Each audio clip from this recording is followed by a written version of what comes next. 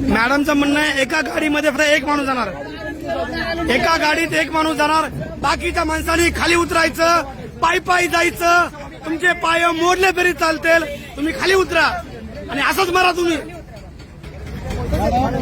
Madam खाली का उतरतील ते कशामध्ये कशामध्ये कशामध्ये कशामध्ये नाही नाही पण यांनी उतरायचं का?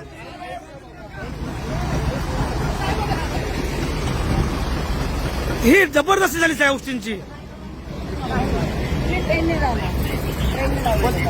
मॅडम आम्हाला जे काल हे दिलं स्टेडियम दिलंय पार्किंगला, मॅडम स्टेडियम स्टेडियम रात्री काय दिलेलं काय नाव तुझं?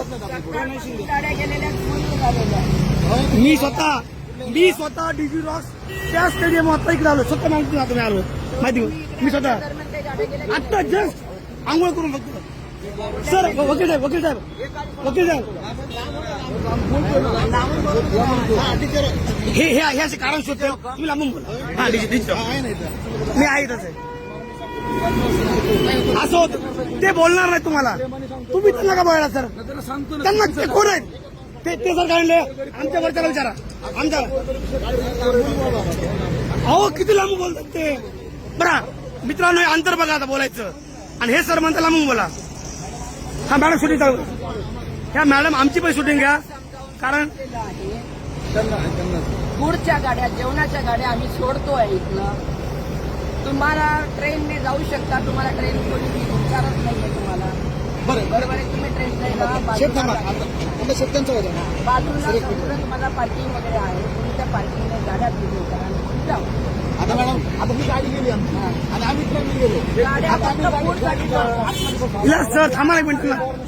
विलास सर विलास सर तुम्ही प्लीज जाऊन बोला तुम्ही प्लीज. तुम्ही आता गाडी सोडणार मराठा आंदोलनाच्या गाड्यांना का बंदी नाही? त्या गाड्या कशा चालल्या? त्या गाड्या ह्या व्हॅन बिन मोठमोठ्या ह्या गाड्या चालल्या तर आमच्याच गाड्या काढायच्या. मोठ्या गाड्या काढायच्या आमच्या गाड्या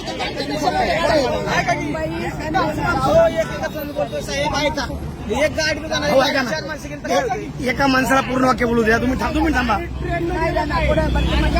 बरं मॅडम घेऊन जायचं की नाही? मॅडम तुम्हाला आम्हाला जेवण पुरवू द्यायचं का नाही मराठ्यांना? सगळं आहेत तिथे, सगळं ठेवतायत. तुमच्या जेवणाच्या व्यवस्था सुद्धा बऱ्यापैकी शासनाने जेवणाच्या व्यवस्था केली. काय बोलता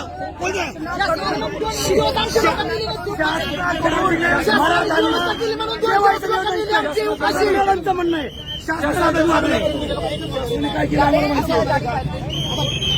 आम्हाला कोणत्याही शासनाने खाऊ घातलं नाही. आम्ही आमचं जेवतो, आमचं मराठ्यांचं